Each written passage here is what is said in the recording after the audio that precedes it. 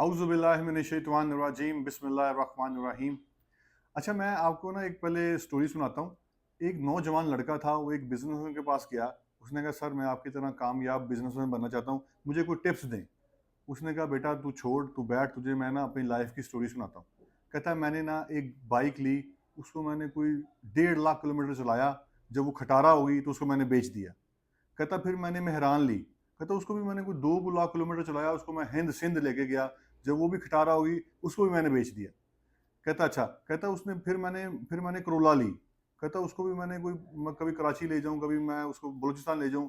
जो वो बिल्कुल खटारा हो गई ना, जब उसको मैंने 3-4 लाख किलोमीटर चला लिया, उसके बाद उसको भी मैंने बेच दिया। कहता फिर मैंने ना ZX लिया। वो लड़के ने कहा, सर मैं आपके पास आया हूँ, मैं आपसे पूछ रहा हूँ कि मुझे कोई टिप्स दें कारोबार करने के, किस तरह मैं कामयाब कारोबारी बनूंगा। उसने कहा, बेटा जिस दिन तुम इतनी ट्रैवलिंग कर लोगे ना जिंदगी में, तुम भी कामयाब हो जाओगे। उसका मतलब ये था कि जब इंसान ट्रैवल करता है ना, तो उसको अल्लाह रिस्क भी देता है, उसको अल्लाह इज्जत भी देता है। तो इसीलिए आज चल के मैं जो आया हूँ पॉडकास्ट करने के लिए, मेरे बहुत ही प्यारे भाई यासर भट्ट साहब, जो CEO हैं AY मोटर पे। जी यासर भाई, क्या हाल चाल है? ठीक है? शुक्र अल्हम्दुलिल्लाह फैसल भाई, आप सुनाएं ठीक जी। ठाक हैं। अच्छा यासर भाई, सबसे पहले आप अपना तारुफ करवा दें कि आप कब से कारोबार कर रहे हैं शोरूम का, और आपको कितने साल हो गए? फैसल भाई, मुझे इस लाइन में शोरूम कार डीलर की लाइन में मुझे तकरीबन 2005 से मेरा ख्याल है कि मैं ये काम कर रहा हूँ। ठीक है। मतलब 2005 से लेके अभी तक तो आपको फिर हो गए 20 साल। राउंड अबाउट आप यही समझ लें। 20 साल। तो अभी कितने शोरूम है आपके, मतलब कि इस रोड पे? फैसल भाई, एक मेरा ये है जोहर टाउन में opposite to cake and bake 72E Maulana Shaukat Ali road पे AY मोटर्स के नाम से। ठीक है। एक मेरा जो पहला पुराना शोरूम है वो सामने MCB बैंक के बी पास। ब्लॉक में MCB के साथ जी, AY जी मोटर्स के बिल्कुल, नाम मैंने से देखे। दो मैं शोरूम है मेरे इस मैंने आपको रोड पे। दोनों शोरूम मतलब कि जाके नोट किए हैं। पहला आपको MCB बैंक के पास था, और दूसरा आपने ये नया बनाया जी जो ये बिल्कुल मौला ऐसे ही। जौहर टाउन वाली साइड पे। अच्छा यासर भाई, मुझे बताएं कि आपने लाइफ में पहली गाड़ी कौन सी बेची थी, वो कितने पैसे कमाए थे? ट्रू बताना है, ट्रू। फैसल भाई, मुझे गाड़ी अपनी याद नहीं कि लांसर थी कि कोरे थी, ठीक है। पर मुझे इतना याद है कि वो पहली गाड़ी जब मैंने बेची थी ना, तो हाँ। मैंने 500 रुपये कमाया था। पाँच उस दौर 500 रुपये अच्छा, कमाया था। मैंने तो जो सुन रहा हूँ, कोई 1.5 लाख कमाता है, कोई 3 लाख कमाता है, आपने 500 में राजी हो गए? हाँ जी, मुझे अच्छी तरह याद है। मुझे गाड़ी नहीं जेहन में कि मेरी कोरे थी कि लांसर थी। मुझे सिर्फ इतना याद है कि मैंने पहली गाड़ी में से 500 कमाया था और दूसरी गाड़ी में से 2500 कमाया था। 2500 कमाया, मतलब आप बिल्कुल मतलब कि सही हो गया। अच्छा यासर भाई, मुझे बताएं कि आपकी फेवरेट कार कौन सी है? आप सबसे ज्यादा रैंकिंग में किस गाड़ी को रखते हैं कि यार ये मेरी फेवरेट कार है, मतलब आई लाइक इट? मुझे जो है ना फैसल भाई, जो अगर आप सेडान पूछें तो मुझे 96 95 वाली क्राउन बहुत पसंद है, पिलर रेस वाली एंटीक। एंटीक। हाँ। और दूसरा मुझे 95 और 96 में ही मल्टी वॉल 24 वॉल्व 24 वॉल्व वाला पसंद है। पसंद तो है। ये दो गाड़ी मेरी बड़ी फेवरेट है। जी ठीक हो गया।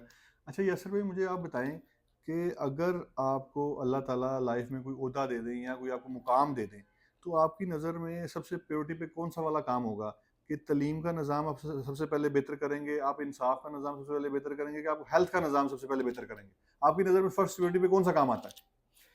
फैसल भाई, मेरे अगर नज़रिए से आप देखें ना, तो सबसे पहला काम जो है ना वो इंसाफ है। ठीक है। अगर माशरे में इंसाफ बराबर का होगा ना, तो ऑटोमेटिकली हर चीज़ बराबर सही बरा होती जाएगी। सही होती जाएगी, ऐसे ही है।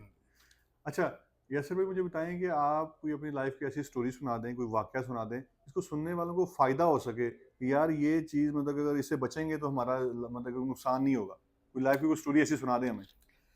फैसल भाई, अगर अपनी फील्ड से रिलेटेड अगर आपको मैं बताऊं ना, तो एक गाड़ी का वाकया है कि मैं वैसे ना अप्लाइड फॉर गाड़ी खरीदता नहीं हूँ खरीदता नहीं, जापानी, हाँ बिल्कुल खरीदनी भी अनटिल चाहिए, अनटिल अनडाउटेड। अनलेस जब तक कोई गारंटी ना दे गाड़ी की। ठीक है।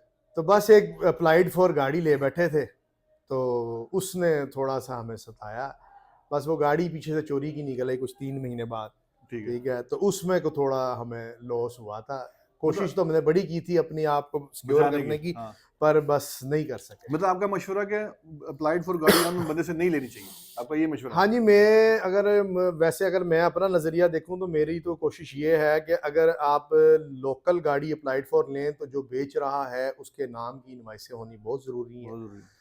और अगर जापानीज़ गाड़ी आप अगर लेना अप्लाइड फॉर लें, तो वो तो आपको पता है कि पासपोर्ट पे होती है। पासपोर्ट भी होती है। पर मैं तो चाह लेता हूँ, अगर कोई लेता हूँ तो किसी की गारंटी से लेता हूँ, नहीं तो गारंटी बगैर गारंटी के अप्लाइड फॉर जापानीज कार नहीं मैं लेता। ठीक। अच्छा यस सर भैया मुझे बताएं कि आप क्या मशवरा देते हैं कस्टमर्स को कि वो गाड़ी शोरूम से खरीदे, किसी इदारे से खरीदे कि पार्क में से खरीदे? इसमें आप थोड़ी सी क्लियरिटी करा दें जरा हमें।